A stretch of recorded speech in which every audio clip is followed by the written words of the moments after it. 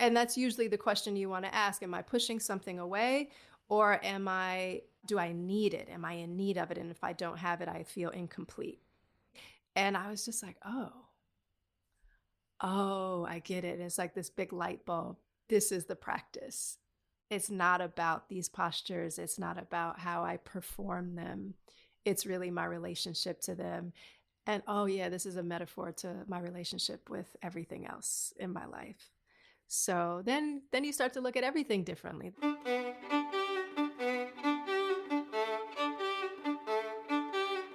Hi, I'm Derek Mills. Welcome to the Glow Podcast. On today's episode, Glow instructor Khetanya Henderson interviews fellow Glow instructor Ivorie Jenkins. Their conversation covers their experience as professional dancers and then transitions into what Ivorie calls her soul travel to India. Ivorie reads a story about her travels there and ends the interview with a short practice.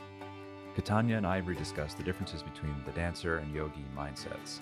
As she notes, dancers naturally are more performance-oriented and when in rehearsal often look at themselves in a mirror. Yoga invites us to also look inward. Ivorie quotes another Glow instructor, Annie Carpenter, who said in a class Ivorie was taking with her, "Comparison is the thief of joy." It was a light bulb moment for her and one that Ivorie was able to carry forward to build a deeper, more inward and more restorative practice. I hope you enjoy this conversation between Khetanya Henderson and Ivorie Jenkins.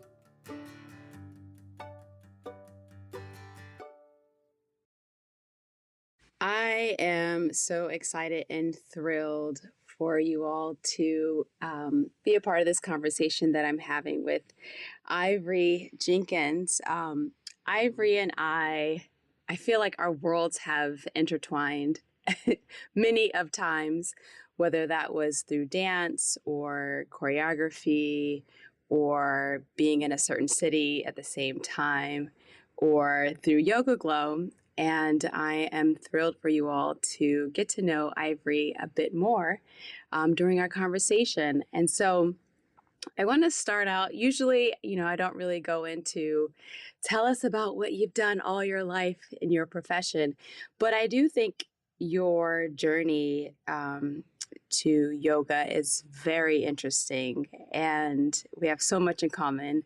And I would love to start off with your journey through dance. First, thank you, Khetanya, for having me. To our listeners, Khetanya and I have, yes, our paths have just intertwined and crossed several times. And when they crossed via Glow, I was just the most excited, I think. I was like, oh my gosh, yes, Glow. This is exactly who you want, as we added fitness to the platform. And I was just, really happy. As well, I am very happy to be here today. So thank you for having me.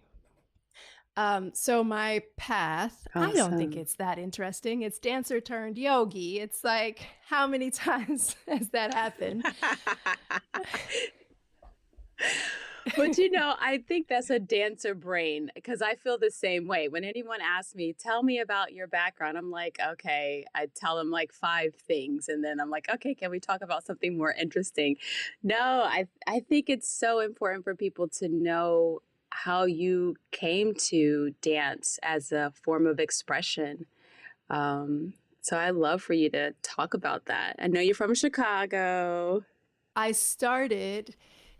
There was a woman, her name is Mildred Cruzat, and the late Mildred Cruzat, she actually passed from this plane to the next last year, and she is an icon in Chicago, and she started her dance career actually at the age of 40, and is just a larger than life woman. Anyway, she was close with my family, and we're at dinner one day, and she looks at me and I'm slumped over, probably how I'm slumped over right now. I can hear her in my mind like, sit up, Ivorie. And she says to me exactly that, sit up straight. You're not sitting up straight. We can't see you. We can't see, your spirit can't move up and down your body if you're sitting slumped like that. And I'm probably, 11 or something. I'm like, my spirit? What are you talking about, lady? So she was really the entryway into dance. And I started with her. She basically taught movement classes in her apartment building. in the fitness center that lived there. And after a few classes, she said, "You need to meet Homer Bryant." And Homer Bryant was a former dancer with the Dance Theater of Harlem, under the tutelage of Arthur Mitchell. And he opened a dance studio in Chicago. And so then I went and I studied under Homer Bryant, who is still to this day a mentor to me. And that was the beginning of my dance career. I continued on as a student. I graduated high school. There was a moment after high school, right? You decide, am I going to pursue this as a profession and not go to university, or do I go to university maybe with the thought of never really dancing again professionally? I don't think you have to make that choice anymore, but I did make the choice to go to school. I went to Northwestern for 4 years, and at Northwestern, I found a fantastic student-led, student-run, student choreographed, student-lit dance company called Graffiti. And they were dancers like myself who made this choice. We are good at what we do, but we want to go to school, or our parents made us go to school, whatever the case was. And so I danced. It's audition. You had to audition for it. And I started my freshman year and went all the way through senior year. So I was choreographing, I was dancing at a pretty high level with other dancers who I also consider. I was like, oh, wow, these dancers are really good. So that just kind of like kept my chops up. I would go back to Chicago. Northwestern is in the suburbs of Chicago. So it was really easy for me to get to class still if I wanted to take in the city. And then after I graduated, I remember I was at I want to say an audition, but it's not an audition. It's an interview for the rest of the world. It all feels like an audition. But I was at an interview for a position post-college. It was at an advertising firm in Chicago called Burrell Advertising Agency. And I was at a cubicle of someone who worked there, and they had a poster of a dancer from the Ailey Company, the Alvin Ailey American Dance Company in New York City. And I saw that, and it was probably Linda in the crossed arms, in the side jump. I feel like that's what it was. Yes. And Yes. I saw that picture and I was just like, what are you doing here? You really want to dance. And after that, I auditioned for several dance companies. That summer, I just did like an audition tour, mostly of the Black contemporary dance companies. And I auditioned for Dallas Black Dance Theater in Dallas, Texas. And they accepted me. I left Chicago, packed up all my things. My dad drove me to Dallas in the fall, across country from Chicago with all our stuff in a U-Haul. And then that was kind of the beginning of my dance career, as well as my life on my own, my life as an artist, and all the things that came with that. I want to interject you for just a second. It's so funny you said that you were in a cubicle and you saw this poster of Linda. I know what, I think it's the costume with the orange that she has on. Yes. Ailey dancers are just so dynamic and so beautiful. They're like these, I don't know, like almost from different worlds. And I remember being 5, going to the Fox Theater in Atlanta and seeing Ailey for the first time. And I knew right then and there, I was like, I want to be a dancer. So I know that feeling of like, oh, this is what I'm supposed to be doing. And I was also thinking like, you know, our parents are part of the generation of you work at one specific corporation for 20, 30, 40 years. And I feel like our generation was the first of the generations to do what you want to do. And I think that's so awesome that your parents were on board, U-Haul and all. Yeah, for sure. They were really wonderful. I mean, my mother is a chiropractor and an acupuncturist, so it's the healing arts. My dad is a sound engineer. He worked on movies and commercials, so he was the guy with the boom or the one you would come to get mic'd up. With these headphones that I have on right now, my dad has always worn these. Even this mic, I know it's a good mic because I know the mics that he used to have in the basement. Anyway, so both of them were in the arts, I feel, and didn't have necessarily traditional 9-to-5 jobs. My mom had her practice, but she still, that was interwoven with taking care of us, myself, and my 3 brothers and sisters. And then my dad also, it was job to job. So, one set would close down and then he'd go to another one. And sometimes there wouldn't be any sets for a couple months. And then he'd be on set for 4 months, so that was I guess perhaps there's some kids who don't see that, they see their dads and their moms go to work and they come home and then they do it again the next day. So I just had kind of a different setting that I knew that was okay too, and I'd be okay, and you could make a living and raise a family. I did though have my mother's uncle, my great uncle. He was like, "Oh no, you gotta go to college." Yes. What? Excuse me. There has to be one reasonable voice that's like, "No, this is not the path you want to go through. Trust me." And to his credit, I understand where he's coming from, because he's the generation before our parents who they had to go to colleges that were still segregated.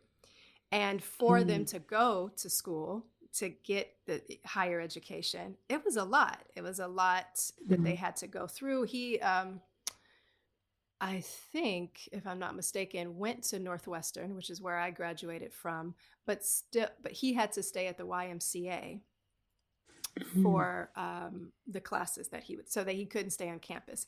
Anyway, so it was a big deal. It was like, no, you have the opportunity. You got into some colleges. Yeah, you're going to go. So he wasn't my mom or dad, but still an influential elder who I'm glad I listened to him.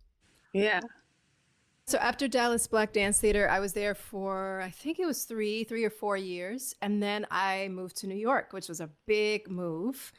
I gambled on myself and saved up. I didn't have a lot of money because I didn't get paid a lot of money at Dallas Black Dance Theater. I go back to my tax returns and I'm like, how? Exactly. How? We made it work. Yeah, we did. Dancers should be paid more though. Absolutely. But that's a whole nother podcast, right? So after Dallas, I moved to New York City. I had maybe a month and a half's worth of, rent and expenses saved up. I stayed on one of my best friends to this day, Casey Rotter. I stayed on her. She had a guest bedroom and there was a blow up mattress she put in there for me. I stayed there for about a month and then, did the thing that you do when you're in New York. You make it work. Gig after gig. Yeah, you gig. And the gigging was good. I had a commercial agent. So I did a lot of commercials, television spots, movies, and it worked. I also supplemented the income with tutoring. I was a tutor at a school for a while, restaurant jobs, all those things. So keeping the dream alive in New York City. And I was there for, I think, another 3 or 4 years. And then I auditioned for Cirque du Soleil while I was there in New York. They were looking to hire a bunch of dancers for several shows. And actually the show that I got picked up for was the show in Macau. Interesting. Yes. So they were, I don't know if that show ever opened, but they were there. Then we had the financial crash of, what year is this? That was 2014? Or no, maybe this was, sorry, what year are we in? we're in 2022 now. So no, this was 2007. That was the financial crash of 2007. So anyway, that show ended up dissolving. They didn't launch it, at least when I was getting ready to go. So then they had another show, Viva Elvis, that they were also casting for. And actually the director, Vincent Patterson, who directed some of your favorite Michael Jackson and Madonna videos, he was the director of Viva Elvis, and he knew my sister. My sister is also a dancer, because she had done a reality TV show called Step It Up and Dance. And she was one of the dancers, and he was one of the judges. And so they ended up working together on something else after the show. He really loved her. He wanted her to come and do Viva Elvis. And he asked her, he said, I have your sister's profile from Cirque. Do you all work well together? Because I don't need any sibling rivalry on my show. So let me know. And she was like, yeah, absolutely. So that was the green light. And then I signed the contract to move to, well, first we went to Montreal and we set up the show there. And then from there, we moved to Vegas into the theater at the Aria. Cirque du Soleil, that is such a specific time in my dance career, I remember. How was the audition process for you? Because it was very different for me when you auditioned for Cirque. Were you there with like 100 dancers? Like, yes. What was it? Okay. There were tons of dancers. It was a 3-day audition process. It was intense. The first day was just massive cuts. The second day, and there was all different types of dance that they were throwing at us just to kind of see what would stick on whom. And then the second day was more like clown work, more acting. And then the third day was the final cuts. And I remember on the second cut, it was Rick Tija. Yeah. You remember him? So he came up to me at the end of the day, and he was like, we almost cut you. Get it together. Oh. I know you can do this. We need more. Just like dig for 100% more. And so then the next day I came back and I gave them a bunch more, and got the gig. How long was the audition, like in terms of all duration day. during the? Oh wow, yeah. Yeah, it was 10 to 5. I think I don't know that a lot of people understand what an audition for dancers really looks like and feels like. It is like a marathon, and you have to bring tricks up your sleeve, wear outfits, Yes, costume changes. There were several. It is actually a performance. It is a performance that is happening in a room with numbers on your chest sometimes. It's a strange place. It is. Because you have to bring this part of yourself that you don't access all day, every day, maybe not even often. You save it for a performance. And that's what they need to see in order to know that you can bring this to an audience on stage. And so it is. And maybe, as a dancer, you go to class every single day. You do the same sort of exercises, mobility and strength work to make sure that you can repeat these things on stage. And to some degree, that's a performance also, right? Like you can see yourself in the mirror, you do partner work. But sometimes it feels meditative. Right. There's something still that's not to the edge of what you could bring on stage. And so I think because I took class every day. I was so happy that he said that to me, Rick, you're not bringing enough. We need to see more, because maybe you, or for myself, I would just become used to allowing the technique, what I can do, to speak for itself, and maybe not add in my face or the theatrics that you need to bring in as well. Sure. So, and you needed that with Cirque. Like I remember when we moved to Montreal, we had to take classes, and one of the classes was clown classes. So we did a handful of just how do you project with your face, with no voice, with no dance, just with yourself, your body, to an audience. And that was really helpful and eye-opening. Yeah. Had you ever worked at that capacity, like a company that has millions of dollars in a budget? Had you ever worked with a company like that had that kind of access to that, and you were given? I mean, I just remember going back to that dancer budget, and I remember to this day I made $26,000 a year working for a small dance company, and going from a small dance company to Cirque. I was blown away at what a budget can do for a dance show. Yes. Did you have that feeling? Like when you went to Montreal, were you like, what is this big machine? Montreal was, yes. I mean, it was basically like the Olympic Village, but for circus arts. They had a separate building where we all lived, with dormitories basically. And it wasn't just our show that was there, but there were other shows, or there were new artists who were training for other shows that were already on the road, but they were perfecting their acts. And then across the street from the quote unquote Olympic Village, you have the space where everything happens. And not only the performance elements of it, but you also have the costumes, which we know, if you've ever seen a Cirque show, is the best part. The costumes, then there's the makeup, and all of this is in this big, huge building. And there's separate, basically like sound stages. So there's several sound stages, and we had one where we were rehearsing, and then there's a big, thing that connects the two rooms. You open that up, the dancers are on one side, the acrobats are on another. So yeah, it was just, I mean, I remember going in there and I look up, and I'm like, and you look from side to side because the ceilings just go up forever, and you're like, wow. Yeah. Wow.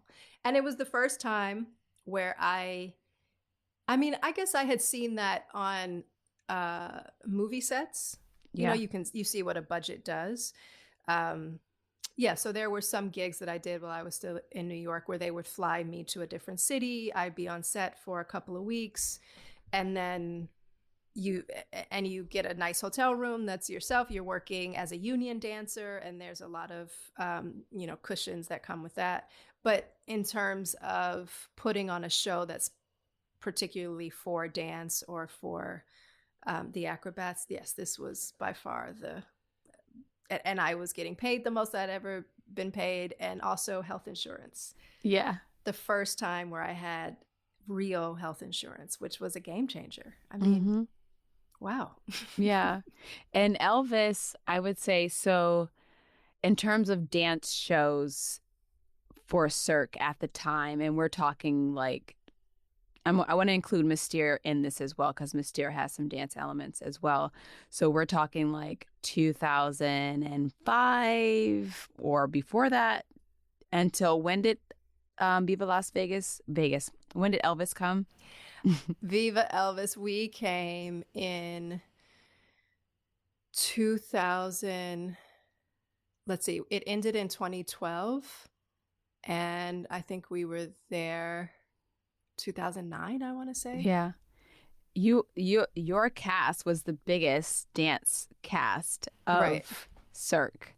I think even to this day, the largest cast. I'm not sure about Michael Jackson's show, but at the time, definitely. Yeah, we had 1, 2. I'm counting the dancers in the dressing room. 1, 2, 3, 4. So there were like 20 girls, almost 20 girls, and then same as boys. So yeah, I think we had 36 dancers altogether, if I'm not mistaken. And there were some that came and went, but there was a core cast that started the show and then carried the show all the way until, our last performance together.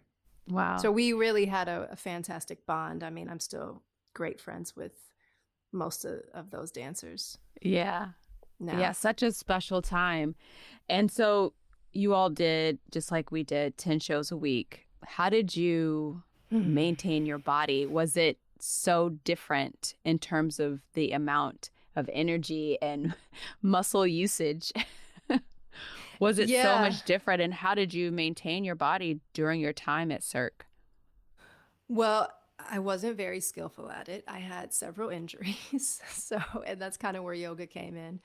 Um, it's very different. So, coming from the concert dance side of things, you have a season and you have a touring season, where for a few months out of the year, you're on tour.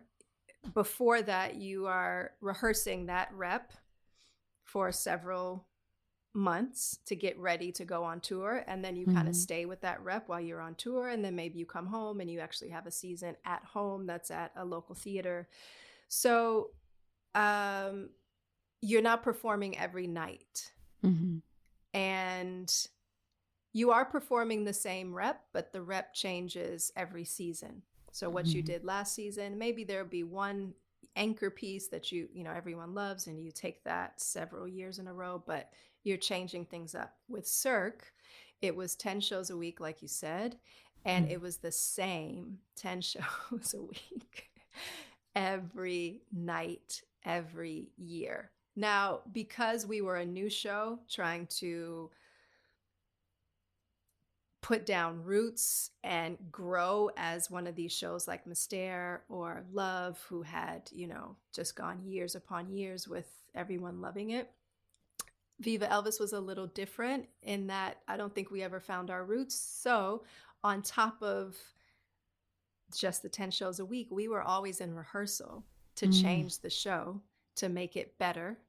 It started off, and one of the reviews was that it just was too old school. So they brought in Napoleon and Tabitha, who are famous choreographers, dance choreographers. Directors. Yes. And they reset the show, and they changed the costumes, shortened our skirts, and gave us deeper V cuts, pointier bras, all that stuff. Yes. So not only are we doing the shows that we have to do at night, but we're coming in. Usually with Cirque, you come in, okay, if your show starts at 7, you come in at 6. I would always come in earlier because I needed to take time to warm up. I think the dancers would come in, 4:35. But I remember a lot of the acrobats who maybe had a shorter track. A track is the number of pieces you have throughout the show. They don't go on until after intermission. So they get there at 6 whenever the call time is. And then you do your makeup, you do a little warm up, and you're up on stage. So we would have to come in for rehearsal at 1. And then you rehearse from 1 to 3, have, your dinner break, come back for your 5:30 call. So it was just a lot. It was a lot for a long time. And the dancers we were kind of the core of the show. So if something needed to be fixed or you wanted to pad the timing, you just said, well, can you call in the dancers? Let's see what they can do. Let's see if they can make it better. And so we were kind of these filler pieces to zhuzh up the show. Yeah. I would say of the several times I've watched the show, I felt like you all were on stage 90% of the time, where at Love, it was a little different because I was like a specific character. I was on maybe collectively 10 minutes for the whole show. For the whole show, I mean, maybe 15. What a vast difference. I can't and so even imagine your body after that. I mean, to some degree, all these shows are always experiments at the beginning. Yeah. And when you're creating a show and you're a Vincent Patterson and you want to make the best show possible, you pull out all the tricks. But then you get on stage and the dancers have to figure out, well, what's actually sustainable? And how am I going to be able to do this for a long period of time, every day, at the fullest capacity that I can, and not ruin my body. And so when Tabitha and Napoleon came to reset it, they really did have that in mind, because people were already starting to have injuries. Mm-hmm. And, so I remember they had this one, us like bouncing down into a squat and up across the stage. And we were like, yeah, our knees aren't going to be able to do this 10 shows a week. So, and they were like, you're right. Let's take that out. Okay, we're not going to do that. A lot of the flips and the jumps and things that the dancers, you say, like in an audition, you bring in all your tricks. It was like, yeah, well, can you do that? That was always the question. Can you do that 10 times a week? Right. And often the answer was, okay, yeah, you're right. No. Yeah. So after Cirque, you were using yoga as a means to stay flexible. How else did yoga service you during your time at Cirque, or just during your time as a dancer primarily? So I found yoga actually rewinding back to Dallas Black Dance Theater when our rehearsal director at the time, she loved Bikram yoga. And so she had us replace one of our movement classes, which were either ballet or Horton, with Bikram. So every Friday, you could either take the 6 a.m. Bikram class or the 9 a.m. Bikram class. And then you would skip whatever your movement class was, and we'd go right into rehearsals after lunch at 1. So that was when I started Bikram begrudgingly. Like, why do I have to do yoga? I'm a dancer. I know my body. I don't need to do some other practice. I could stay home and turn my heat on and, warm up the way that I want to warm up. But anyway, I had to go. So I went, and it stuck with me. I really loved Bikram. There's something that is addictive with the Bikram practice. I think anyone who's done it can see that, right? It's the same sequence for 60 or 90 minutes, and you come in, you know what you're going to get. It's going to be difficult. There are poses that you cannot get, so you're constantly working for them. There's this drive, and that really matched the drive that I needed to be a dancer at the time. So I liked that. I liked the physicality. I liked going in, sweating, coming out. I felt skinnier. I had this image that I wanted my body to be. My body was never quite that, image that you exalt. And so this was another way that I could make myself get here to this place. And I continued with the Bikram practice when I moved to New York. I would try to find studios. And then when I got to Vegas, I think this was at a time where Bikram, there was some scandal around Bikram. Studios were taking away the Bikram name. So now hot yoga was beginning to blossom. And all of those studios that were Bikrams were changing their sequences just a little bit to make it the hot yoga sequence. So I found a hot yoga studio there. And that was when I was still using, though, yoga as a way to, it was aggressive. My yoga practice was aggressive. And I started a 200-hour.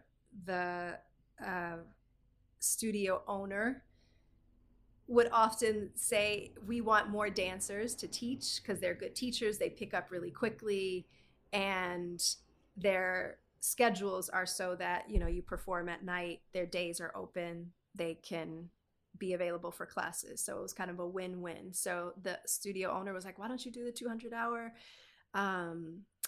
We'll subsidize quite a bit of it for you. Like, he made it as enticing as possible. So I did my 200-hour yoga training then.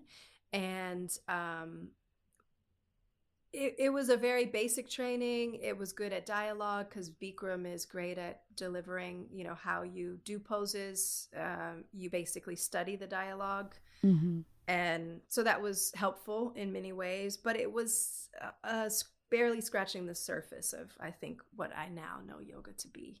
And so walk me through how, when did you, I guess, decide to move from dance and further your practice, your studies with yoga? So in Vegas, I found a yoga studio called Yoga Sanctuary. Mm. And I took a class there. I don't know how I found it, who led me there, but I found that studio and I took a yoga class, and it was the first time the yoga was not aggressive. It Mm. was difficult, it was challenging, but at the end of the practice, maybe the last 40% of the class, it was really restorative. Mm. And there was speak about yogic philosophy, and it was a more holistic view of a practice that I had never been introduced to. And there were also more poses. So in the Mm. Bikram series, there's just 26 postures, Mm. and you do those same 26 postures. So now I was like, oh, handstands and headstands. Oh, and warrior two. I mean, there was just all these poses that like we didn't do in the Bikram sequence. So I was interested. And then there was a teacher who is still my teacher now, and she's actually a senior teacher here on Glow. Annie Carpenter did a 200-hour teacher training in Vegas at Yoga Sanctuary, and she would come for weekends, and it was over 6 months, the training. And it was really the moment where things started to click, and I was Mm. like, oh, this is a practice for all of me. Mm. And this is a practice not just for my body. In fact, it's more of a science of mind. Mm. And I was just really intrigued. And that was kind of the beginning of these doors being opened up to me.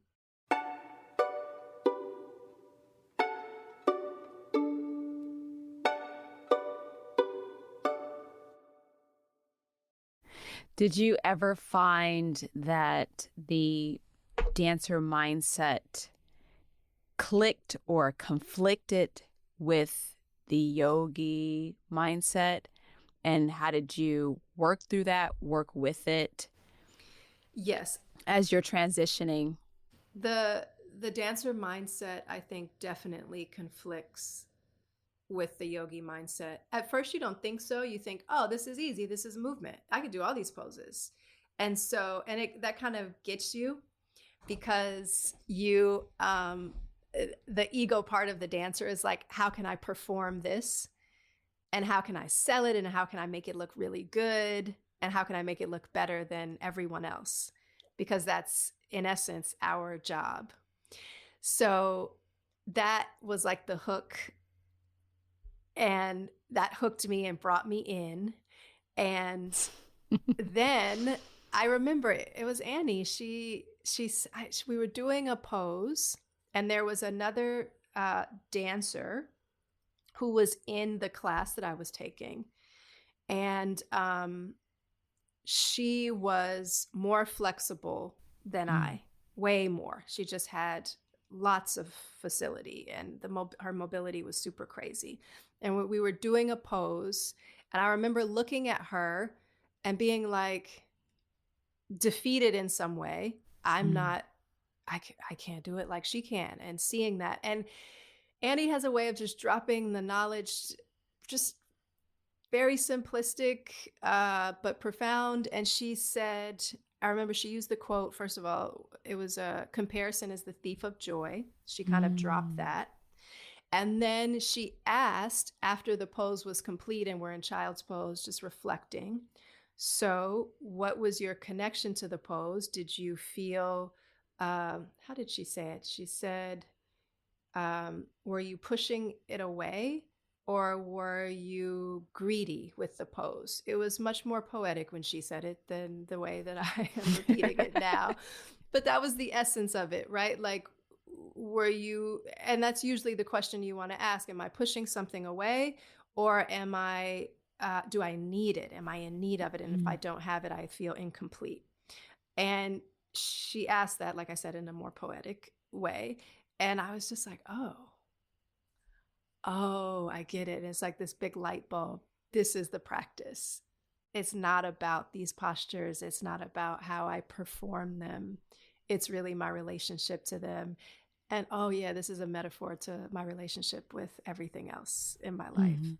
So then you start to look at everything differently. Then I start to look at movement differently and the way I'm dancing differently, and wishing that I had these teachings earlier in my dance career so I could have had a more holistic relationship with dance, using it as what it's there for, which is expression and a way to be close to the divine. Because when you find, I'm sure you felt this on stage where it's just like there's something else moving through you. Yeah. And you feel really connected, and there's the music and there's the other dancers, and the experience is elevated in a way that is hard to explain with words. And if I could have connected to that more in my dance career than trying to be perfect, it would have been a different experience, definitely more enjoyable. For sure. Definitely. That resonates with me a lot, because I think as a dancer, the first thing we're taught to do is to look at ourselves and perfect a plie or a tendu, jump higher, be bigger, all of that. And yeah, I wonder what it would have been like had I looked at dance differently then, had a different perspective. And you're constantly looking in a mirror all day. All day. And that was interesting about the Bikram practice, was that there was always a mirror in front of you, because this was a practice with yourself. You were trying to motivate really yourself. I mean, there was definitely positive aspects to that practice, and I could see how it would be beneficial to someone if you are trying to move through something, right? Look at yourself in your own eyes and find your power, and especially if you're working through like a defeatist mindset, I could see how that would be a great practice. But again, like, what practices are sustainable? The 10 shows a week doing the double back, not sustainable. The Bikram practice for a short amount of time, sustainable, but a long amount of time. Am I going to be able to do this in my 50s and 60s? Right. Do I want to? Right. So after Vegas, I remember you taking a trip to India, and I just loved watching you travel and explore India. Just tell us about your time there and why you decided to go to India, and and maybe share a little bit of your blog posts. There's this one story that I love. I remember it. Yes. So I called this time in my life soul travel. And I decided after Cirque that I needed to do something for myself. I don't know what it was. I just had this calling to travel. And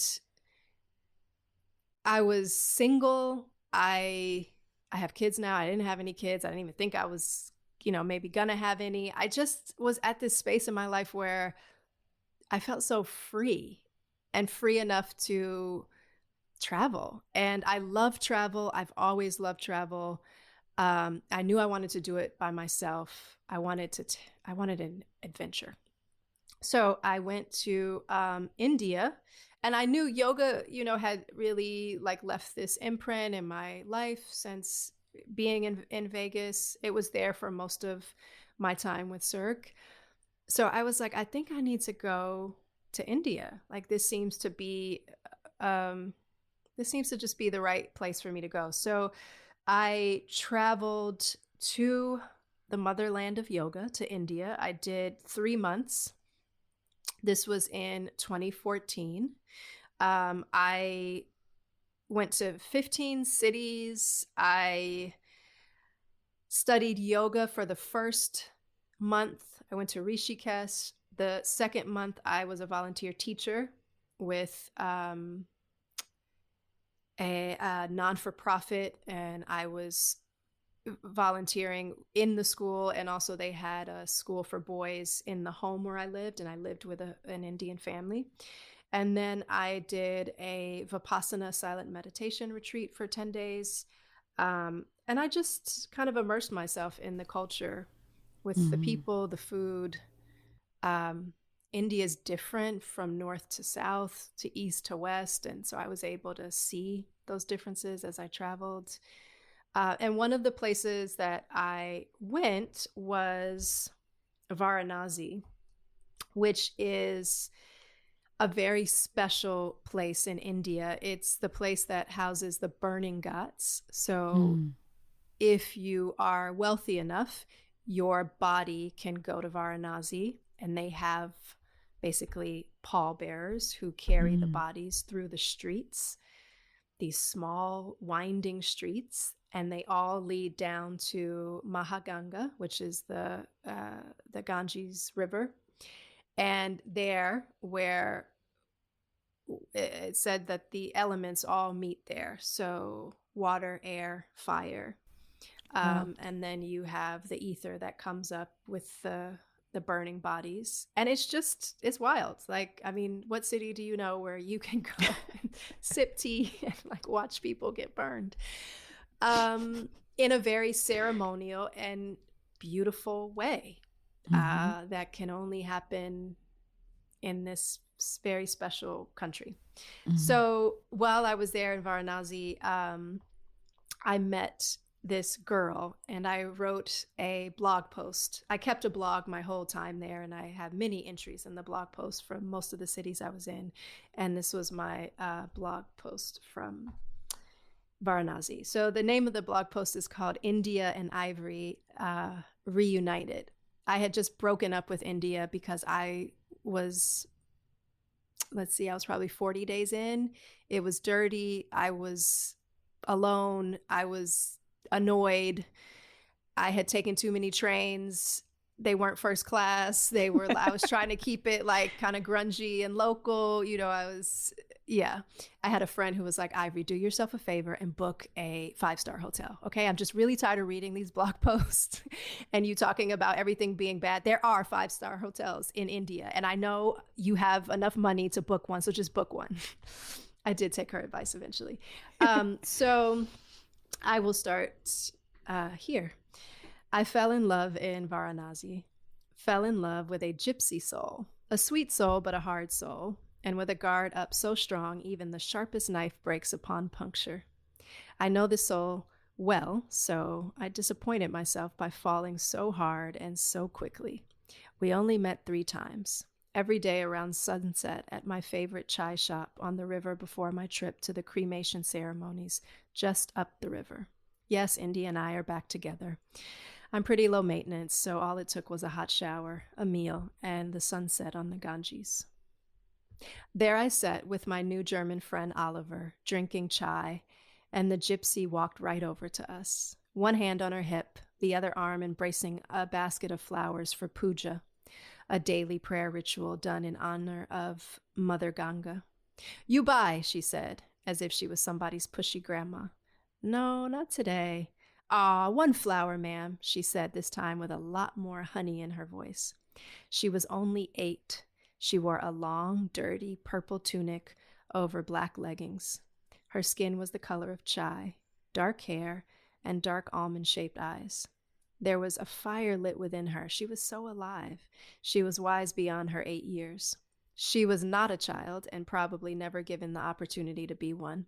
She went to school in the daytime, and by 5 p.m. she was at work selling flowers. I fell for her immediately. She was quick, witty, and smart, and she could sell some flowers. I caught on to her game, though, and began mocking her. She did this fake crying bit when you refused to buy, so I would start crying too. She looked up shocked, and then mid-tears cracked a smile. She knew I knew her game, so we moved on from flowers to hand games, thumb wars, blowing bubbles, and questions about each other. I showed her pictures of home, California, and my family. Your mom, she light, your dad dark. Your mom light like mine, she said while looking through my camera phone. She told me I needed to cover my shoulders one day. When it was so hot, I said to hell with it and went against Indian tradition and wore a tank top. A young girl walked by us also wearing a tank top. I pointed to her and asked why she could and I couldn't. You big, she little. Then she roughly pulled off the scarf from my head to cover my shoulders. Better, she said. I was too tickled. She could do no wrong. When I came back the next day, I saw her eyes light up, and I knew she was happy to see me. The cynical German told me she only lights up at the sight of a customer.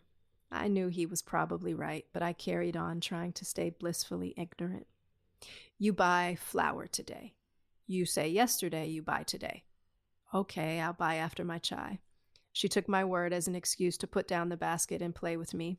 Her sister, selling postcards, and her little brother came by to play also. Intermittently, she whispers to me, you buy 2 flowers, okay? I save for you. As if to keep me on task. Oliver and I noticed an older boy sitting behind us, the overseer. I wondered why she kept going back to the cell. And then I realized he was there as a reminder that this was work. I am the customer, not the friend. He kept her from drifting towards the freedom of childhood. I wouldn't admit it to him, but cynical Oliver was right. I am the foreigner in a town only a week to leave her in the same place selling flowers. She knew her boundaries. She knew our roles. She was my first, but I was not the first to fall for her. On the 3rd day, my last day in Varanasi, I arrived late, hoping to see her one last time. I sat and had chai, but no children. At this moment, knowing I might have missed her forever, I realized how attached I'd grown in only 3 days. I sat talking to the owner of the chai shop, and there she appeared, one hand on the hip, the other holding the basket. She came over to me, but the chai owner scolded her in Hindi, telling her not to bother me about buying. She was dressed up in a sparkly dress, and I complimented her on how pretty she looked today. But she ignored the compliment. All the children have an unwritten code not to accept anything from rich Westerners. No candy, no biscuits, no compliments. Only money, and only money if you are buying from them, not a handout. When my chai guy wasn't looking, she whispered in my ear, you buy 3 flowers today, okay? There weren't many left, and what was left was bruised, but it didn't matter to me. Okay, 3 it is. Impressed at how easy that was, she took it a step further, a big step. You buy all, okay? Only 7 left. The flowers were only 10 rupees each. 17 cents, people. Money was not an issue. I'll buy 3 if you do a puja with me. Okay, no problem. All the while I knew I would buy them all, and I'm pretty sure she did too. We went down to the river to send off the flowers to Mother Ganga. My chai guy offered his boat so we could properly send the flowers off in the middle of the river.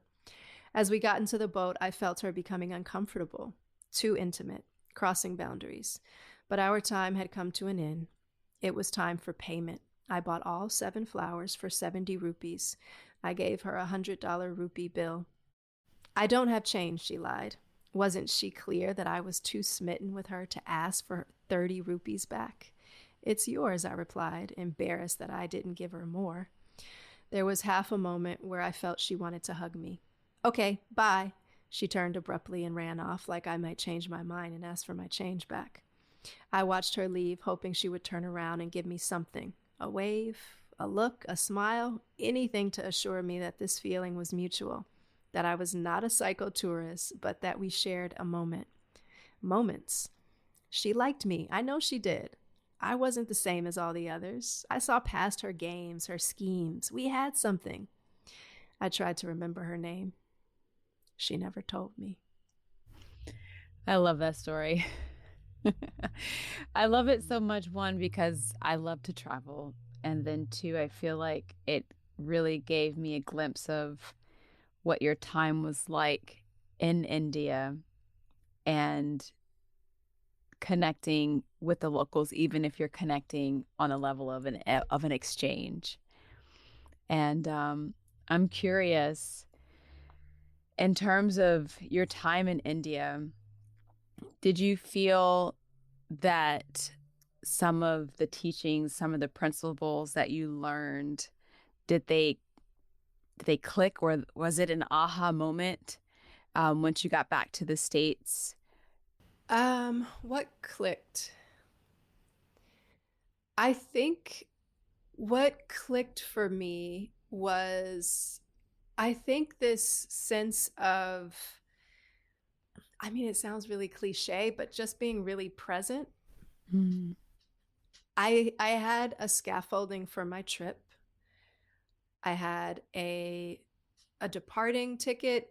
I had a returning ticket. The return date was able to be malleable. The depart date was set. I knew I had, when I was going to volunteer, those dates were set, but nothing else was really set.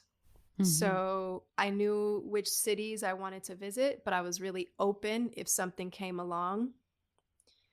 And many things did come along where I'd meet another traveler and they would say, oh, we're going to go here.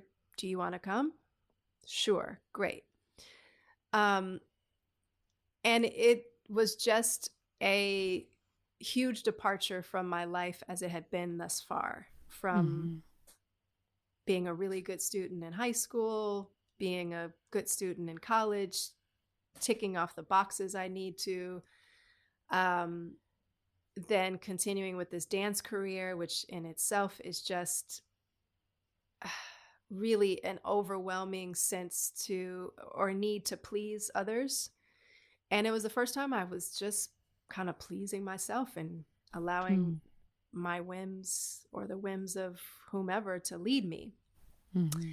And that was just liberating. It was really great.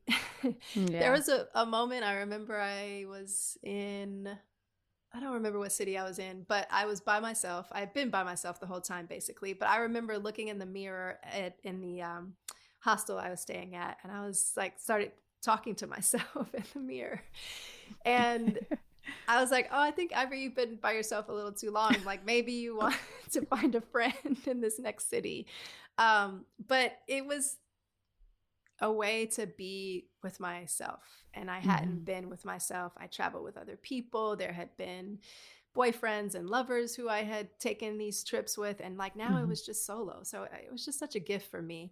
And then the other thing that I noticed was, this was the first time where I was not actively dieting or watching my figure.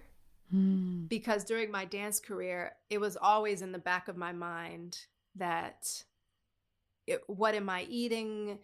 And it would borderline on a place where it was unhealthy. I think it wouldn't borderline. It was definitely, now where I am today, my relationship with food, with the things that I put into my body is much more holistic than it was then. But this was the first time I didn't have to like get into a costume, or I didn't have to have a, bra and underwear up on stage. So I remember one day I was living with the family and I came downstairs and they graciously made me lunch, dinner, breakfast every day. And I came downstairs for breakfast and there was nothing but carbs on the plate. It was like danishes, breads, like, and India, they have, like these breads that are sweets. And then there was also sweets, the sweets that they sell in the sweet shops. And this was, so there was no egg, there was no lentils, there was no, it was just bread. And actually the mother who, I was staying with, she was like, sorry, today we just didn't have time. So we hope that that's okay. And any other time in my life, I would have been anxious and overwhelmed. Like, I cannot eat this. And I just sat down and I enjoyed it and I ate it and it was fine. And like nothing happened, right? Like I was okay afterwards. And I ended up actually, my weight came to a place where it was stable, right? It wasn't fluctuating up and down. It was just the most steady it had been. And it was like, I found this new relationship with my body and with eating that was just me eating to be until I'm full or satisfied. And I hadn't done that before either. So the trip was really transformational in that way. And I hadn't even expected that to be an outcome. Wow. So you left India, and then I believe you headed to LA. Yes. Is that next? Okay. Los Angeles. Los Angeles. Yes. And so there were several studios that you worked at, but there was one place that you worked at that it was an awe to me because I had never experienced a yoga center like that. And that was Tantras. I think the thing that really amazed me about that specific center was that first it was on the cusp of, Beverly Hills and West Hollywood, that corner. It was in this large building. When I took class, you walk in and there's like the smoothie bar and there's a hair salon and there's a boutique, and then you go up these staircases. And I think what really excited me was that I saw lots of Black people taking yoga classes, and I saw Black instructors and instructors of all colors and body types. And I heard music that I listened to. And I'm just curious about, like, how was that for you? Because for me, I was like, yo, what is this place? Tantras was fantastic. It was really a wonderful experience. It was short-lived, unfortunately, but it was potent. And the relationships that I have from that short but sweet time, I still have. And these are relationships with other teachers, as well as relationships with students who are still my students today. And some of them I've seen privately since Tantras closed. So just for our listeners, Tantras was a yoga studio that opened in, I think it was 2016. Russell Simmons was at the helm, the director of this ship, and it had been his vision for a long time. And it came to fruition, like you said, in a really beautiful way. My favorite part of the studio, there was a downstairs and an upstairs. Upstairs is where all of the yoga happened. Downstairs, you had the apparel. You had, like you said, the blow dry bar. So after your hot yoga class, you could go down, get your hair washed and blown out so you could go, live your best West Hollywood life. And yeah, so upstairs, as you're going to the yoga, at the on each of the stairs written were yoga sutras. So, and they'd go all the way up, there was 20 stairs or so, and they were written in Sanskrit, really beautiful text, as you go up the stairs. And it was just such a sweet detail that if you are a yogi, you're like, oh, another yogi, another person who's devoted to this practice really put a lot of thought and heart and effort into creating this space where we could all come and create community. And that was really what Tantras did best, was create community. So, and it was community for people of color, because Russell is a Black man. And so you would see, like him, a lot of other Black men doing yoga, which amazing. Historically, you walk into, a Santa Monica yoga studio and you don't see that at all. And yes, they came from everywhere, from all over Los Angeles. And he was very particular about playlist. On Sunday, we would have this thing called Soul Sunday. And one thing that was very present and that was refreshing is that yogic philosophy was a big part of the teachings. So, and that's what Tantras did so well, is it didn't sacrifice the other 7 limbs of yoga for, or in search of the physical practice. And that's usually what Western yogis are guilty of, right? Like, we like the asana, but we don't always infuse the other limbs of yoga. And Could you, I'm sorry to interrupt, but could you tell us what those other limbs are, the 8 limbs of yoga?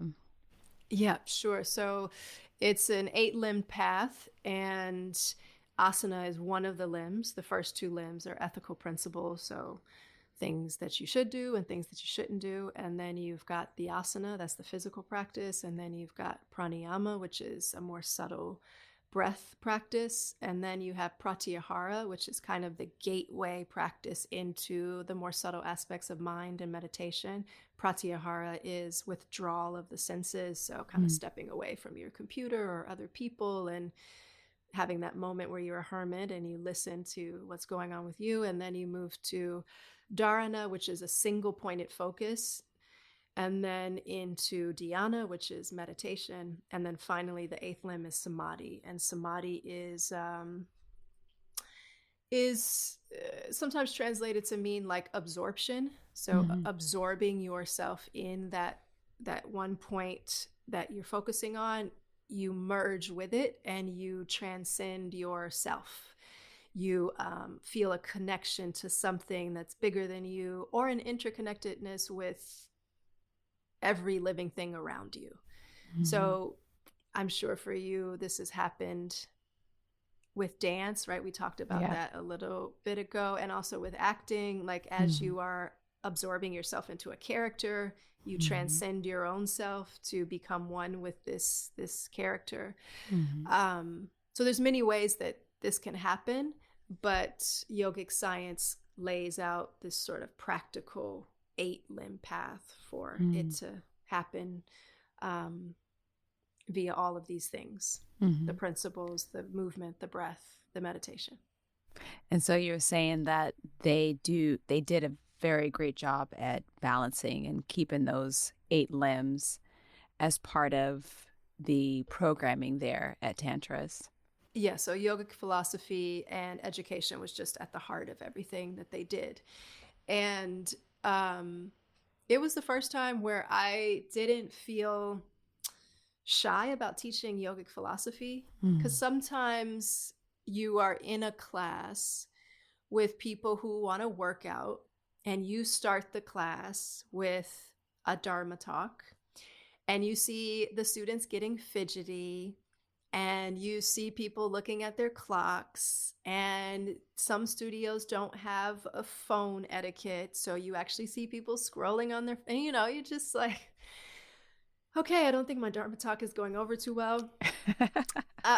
So let me just give the people what they came for, which is let me turn the music up loud and let's move our bodies. And I try to do that as skillfully as possible so that it's like you give them what they come for, but then you also give them what they need. And so you try to find that balance in some way. But here I didn't have to play that game. And I was actually able to give them all of it, because there is this element of music, which was really big at Tantras, but there's also the Dharma talks are welcomed. And then all the teachers were very skilled. So it was wonderful. It was a wonderful place. And it was really nice seeing people of color coming in. And you know what else was really nice, Khetanya, was, you think that people don't want that. Like the example that I just gave, I try to do it and then doesn't go over well. But then you offer up a space like this and you see people come in droves, and it's like they're craving that thing that has been void in many other yoga studios for a long time. And they sit and they want to hear the Dharma talks, and there's conversations afterwards about, well, how do I weave this into my life? And I was blessed, and still to this day very grateful that I had the chance to work there. Yeah, I am grateful that I had an opportunity to check it out while it was still thriving, I'm curious. I want to come back to some of the yoga principles, and I'm curious for you as a teacher, as a student, what principles do you find you lean toward naturally? And then what do you find you talk about, and why do you talk about that with your students?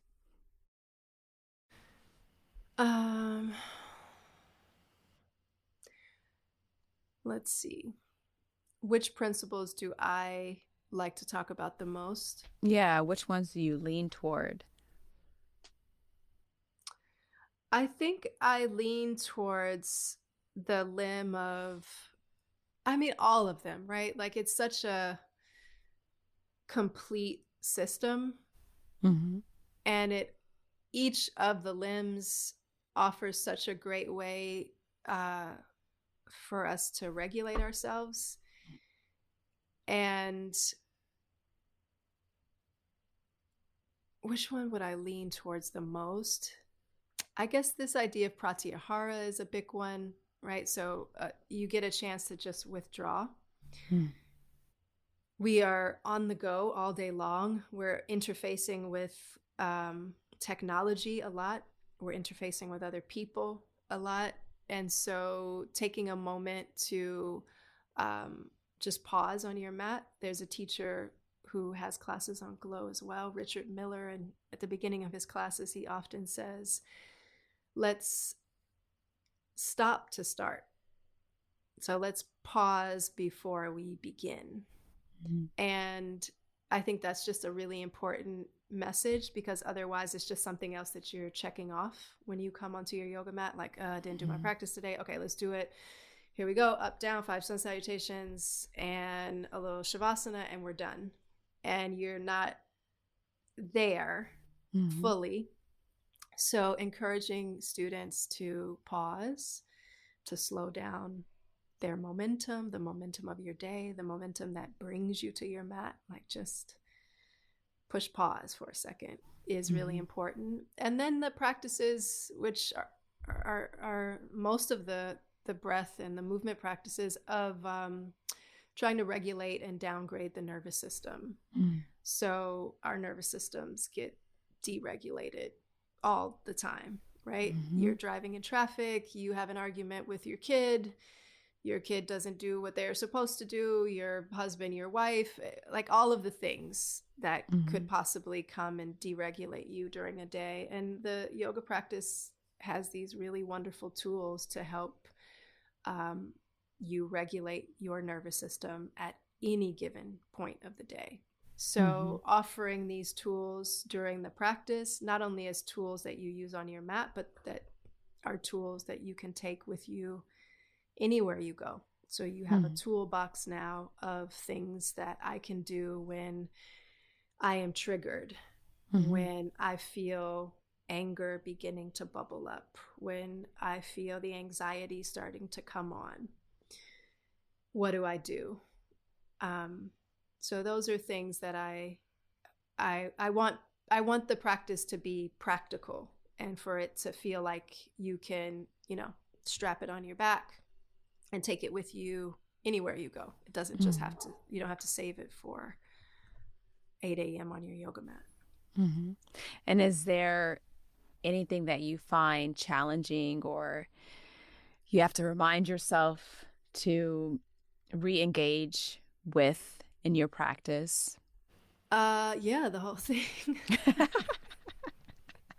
All of it over and over again. A lesson is repeated until it is learned, right? So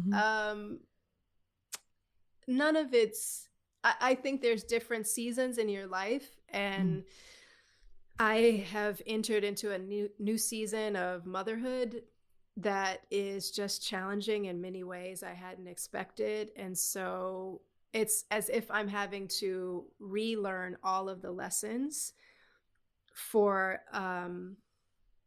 a different and a new challenge.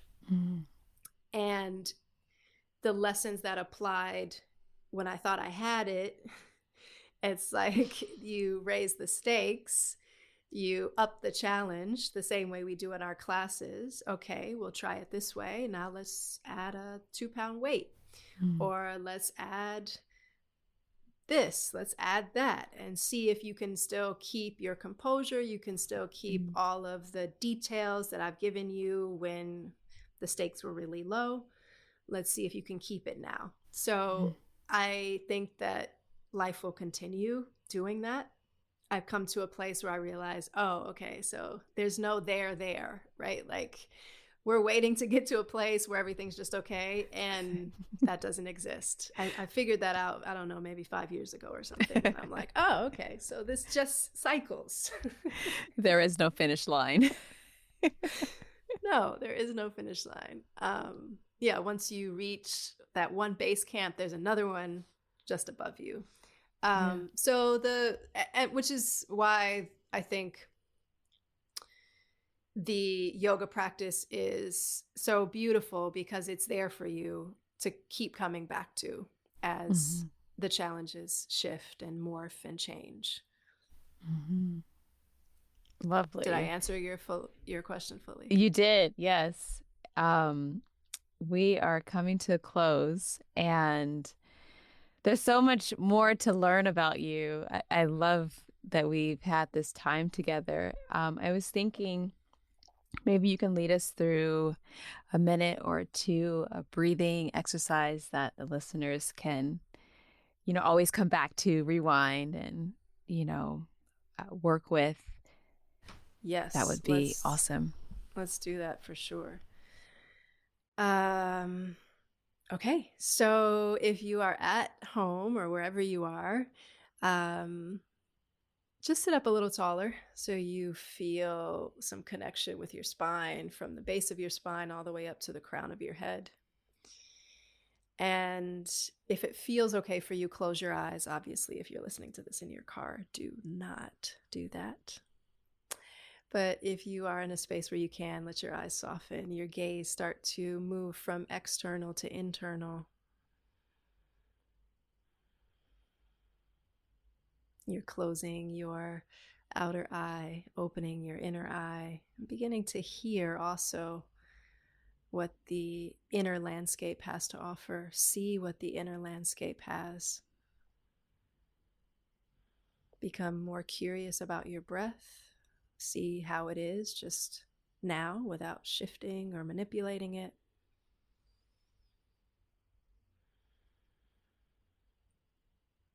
And then begin to manipulate the breath so that the inhales are fuller and the exhales are longer. The belly will rise on the inhale, and then with ease it falls on the exhale.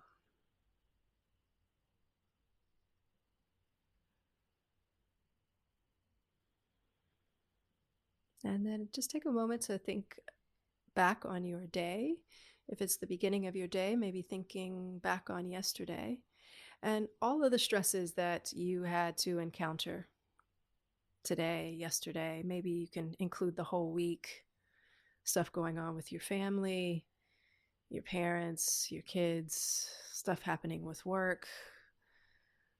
Maybe there's a shift or a change that you are in the middle of. Just all the things that are really just getting on your nerves right now.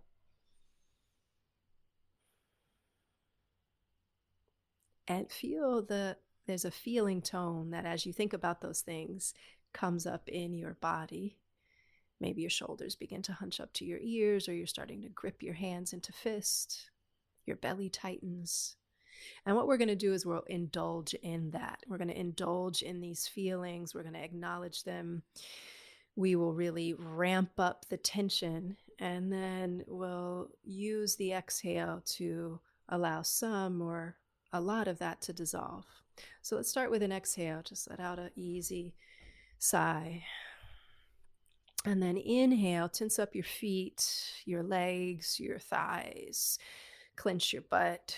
Suck your navel to your spine, start to grip your hands like fists, let the shoulders rise up to the ears, and just feel tension all in your body, the muscles around your eyes and face and mouth. You're gripping your jaw. And then just stay here in this tense place, thinking of all those things that make you tense. Take a deep breath in, tense up a little more. And then a nice, slow, long exhale. And as you exhale, you untense. You let the shoulders drip. You let the belly spill. You let the palms and the soles of the feet ungrip. Take a couple of extra inhales and lengthened exhales to gradually just dissolve that tension. We'll do that one more time. Inhale, grip everything. Feet, lower legs, upper legs, torso, arms. Good. Shoulders to ears. You can take your chest to your chin, scrunch up the muscles around your face. Inhale more for 3, for 2, for 1. And then nice, long, slow exhale. And as you exhale, you allow the tension to dissolve.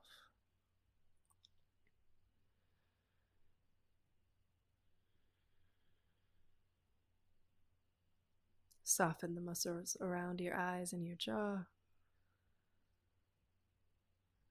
Let your belly spill.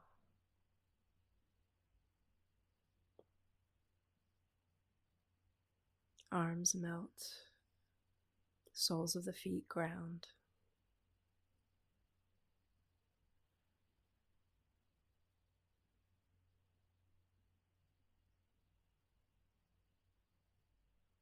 And just take a moment to acknowledge this space of ease, of quiet.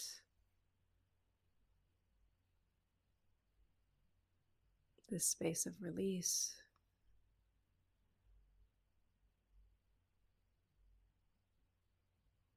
And know that this space is available to you always. There's a part of you that is never anxious, is never injured, is never hurt, is never hurried.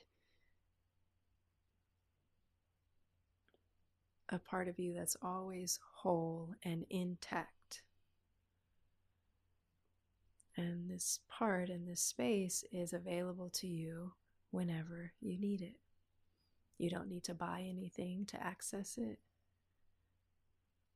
You don't need to do anything special to get close to this space.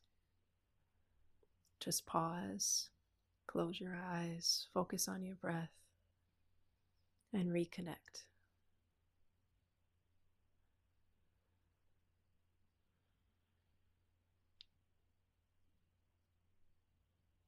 May this space be available to you anytime you need it. Namaste. Excellent. Thank you so much, Ivorie. If you listeners would like to learn more about Ivorie or what she has going on, please share with us, Ivorie, your website or what you got going on the next couple of months or next year or this year or tomorrow. Yes, please connect with me. I'm a real human and I like this digital space is sometimes I'm just wary of it, and I want us to still know that we can connect in the physical. If you're in Los Angeles, I teach in-person classes. What are those? At Modo Yoga on La Brea. So if you go to Modo Yoga, or you could go to my website and my schedule's there. And I obviously can see you on Glow. I teach every Wednesday, the live, Glow Live, and then there's a host of, obviously, in studio classes that you can get. I'm planning a Mother's Day retreat, 2023, so this coming Mother's Day. It'll be the weekend, so we will get together Thursday, Friday, Saturday. I'll send you home Sunday morning, rejuvenated, so that you can actually enjoy your family and your children. I find that what mothers really want for Mother's Day is a day off. So this will be a weekend off before the Mother's Day, and that will be up on my website soon. I'm still getting some details together. And then I'm also really interested in art and wellness, so yoga for creatives, this yogic path specifically for creatives, to remind artists that it's our birthright to be creatives and not to second guess ourselves, which I did spend quite a bit of my dance career doing. So I'm also going to be starting some retreats and resources for that. So if you're a creative, which we are all creatives, then yes, keep an eye out for some things that I have in the pipeline for that. Awesome. Thank you so much, Ivorie. Thank you, Khetanya. This was wonderful. And there was one other thing that we didn't talk about, and I'm just remembering it now. Okay, tell me. There was Cirque du Soleil, rewinding back there, 10 shows a week, creativity drained. Where is it? Can't find it. Your piece that you choreographed. So we have this thing called, what was it? Working in, it was a, what is it called? The Cirque du Soleil choreographer showcase.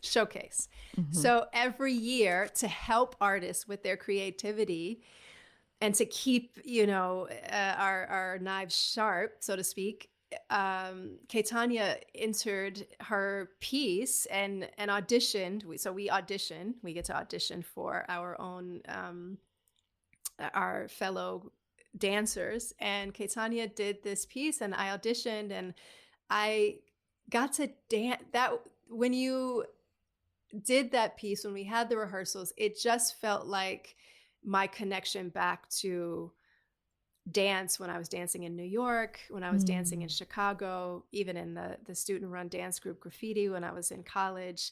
And it was just such a special time that I couldn't wait to come to those rehearsals. Oh, and that's awesome. I got to perform Khetanya's piece. It was beautiful. I don't know if there's a video that lives somewhere of it, but maybe online. I have to look, I have to dig. I just don't know if I ever really told you how special of a time that was, and how necessary it was just for me and my need to be able, like, to remind myself, like, can I still do this anymore? Because you forget when you've been doing the same movement over and over again. That's lovely to hear. Shout out to you. That is awesome. Aw, what a time, right?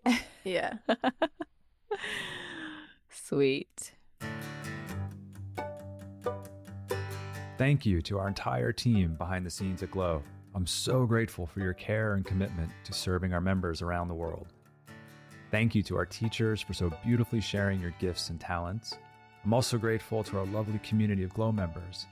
You've supported us since 2008, and because of you, we get to continue to do the work we love.